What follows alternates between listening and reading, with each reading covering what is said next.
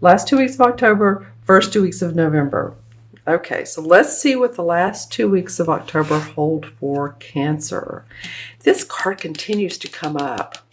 The universe is wanting us to have patience and also to rebirth, to look at what's good in our life and what is not so great, and allow yourself to go with what makes you happy and the good and the flow of things and not the blockages. So that's what this Judgment card is about. There's angelic blessings when you rebirth. You see how these three here are naked? That's only to signify that this is a time of letting go of old negative beliefs, traits, negative habits, negative emotions. But not fully, because we are humans and we are an emotional being, and Cancer is an emotional sign, or a very watery intuitive sign. Believe me, I know it's my rising is Cancer. So letting go of what doesn't serve us and rebirthing from that. And then you have that in combination with this Two of Pentacles. So this tells me that there's some juggling. There's also some watery, look at here, we're talking about emotions. See the ships and the huge waves. So there's a balance in life around all of this. And some of it's going to be, okay, how do I juggle my home life and my work life, my money and my home life? What about my bottom line? Do I have enough at the end of the month? You know, it feels like to me, we're going through so many crazy times right now. I don't know how else to say it. Here, just in America, the hurricanes, the political, well, that's all over the world. The fires in California, the earthquakes in Mexico. I'm feeling like the call is to tune into your divine self, into your inner self. Speak with your angels, your guides, those around you. Make a connection with your angels and guides, right? Ask your God for assistance in whatever you need. There's nothing wrong with asking, is there? Okay, let's look at the second two cards or the first 2 weeks of November. All right. We have two Pentacle cards. So this is about the money, body. It's about our physical health as well. So anything Pentacle-wise represents external, like I said, land, property, anything we see on the visual on the outside. The swords are about our thinking. And this is a major arcana card. So there's something about your physical body, your health, your money. You're going to be, and I don't know why I'm looking at the second card first on both of these. I usually don't do that, but for me, this feels right. This is the Seven of Pentacles. This card usually represents taking a little bit of a breather from what is going right for you and really analyzing and planning your money,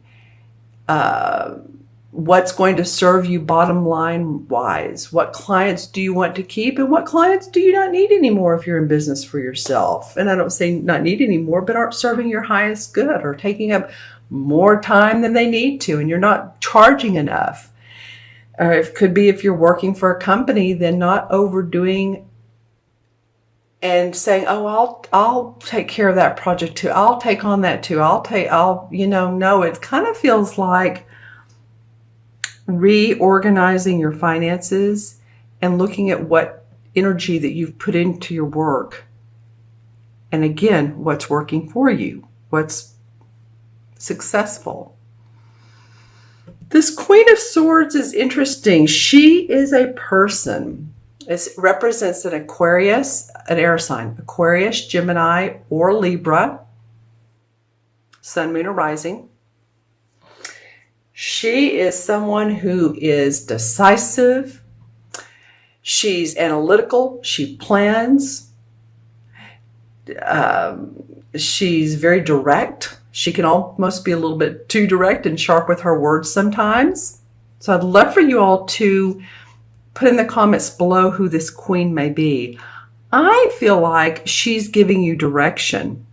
She's giving you either solicited advice or possibly unsolicited. But I do feel like that this queen is, now put in the comments below who this might be in your life. For me, I'm getting that she's helpful.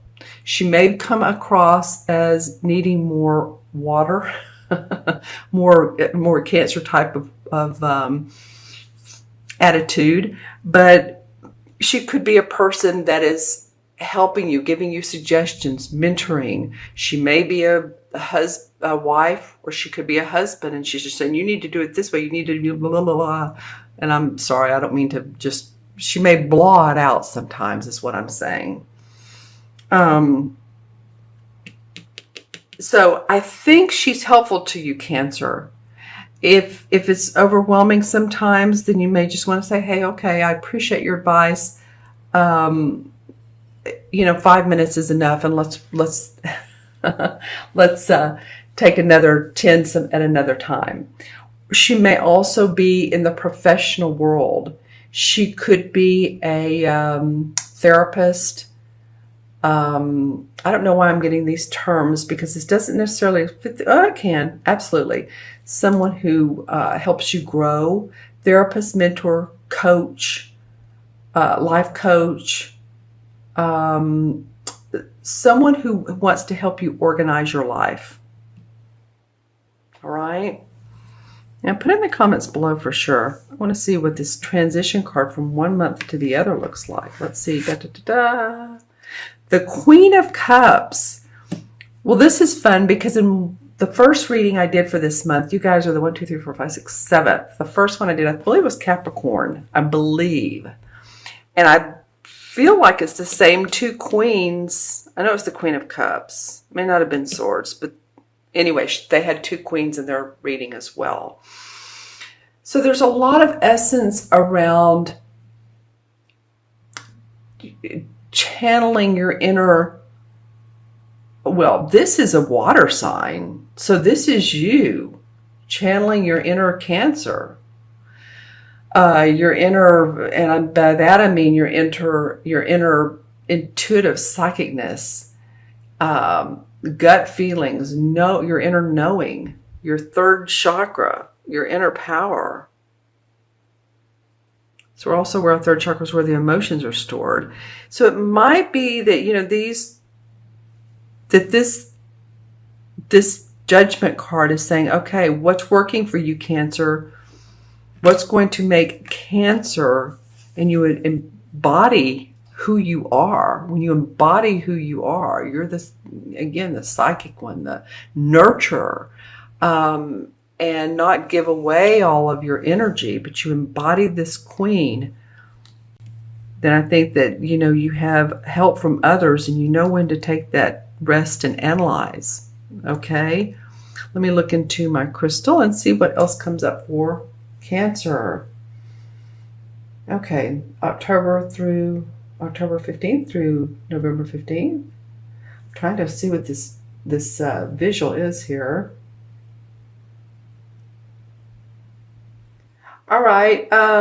Well, some of you spending time outdoors is a good thing. That's probably a good thing for a lot of you.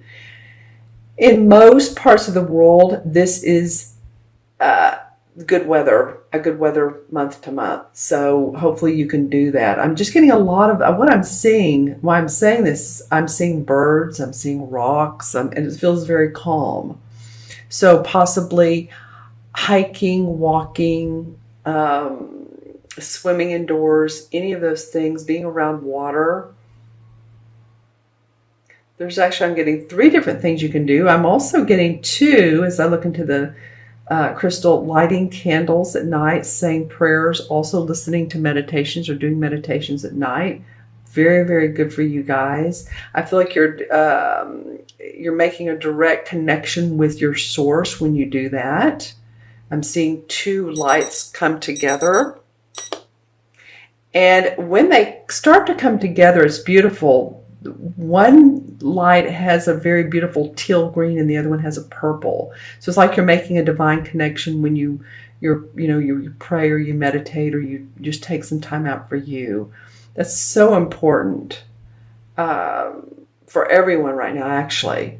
But I'm seeing that when these two beautiful lights come together, they make harmony. Let's see, anything specific about this?